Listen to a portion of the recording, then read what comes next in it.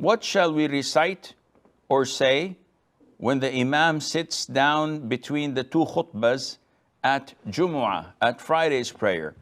Is there any specific dua or dhikr we should say? We know that when the Imam is giving the khutbah, we must not speak. We must not even return salam. When someone comes and says, Assalamu alaikum, we should ignore him and not reply to him. We should not even tell someone who's talking to shh. This even is prohibited. And the reason is that we should give our full attention to the Imam, to the orator, who is giving the khutbah of Jumu'ah. Now, having said that, we know that there are two sermons, and the Imam sits in between them, pauses for about like 20 to 30 seconds. So what should we say during this pause? There isn't anything prescribed. Some scholars say you should offer salutation upon the Prophet ﷺ because this is highly recommended during Friday. So you say, Allahumma salli ala Muhammadin wa ala ali Muhammad, etc. Others say you seek Allah's forgiveness by saying, Allahumma ghafirli, Allahumma ghafirli, warhamni wa'afini.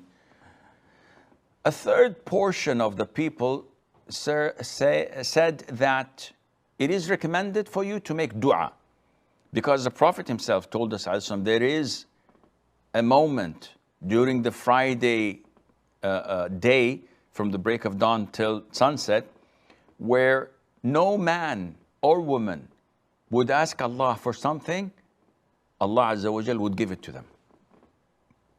So there is a moment, and moment is in Arabic sa'a, and sa'a can translate to an hour, and it can translate to a moment of time. So there is a moment that people should seek and look for, trying to make dua so that Allah would answer their du'as. And there are some narrations that this hour or this moment is between the two sermons. So there's no problem at all making dua. What about raising our hands when making dua?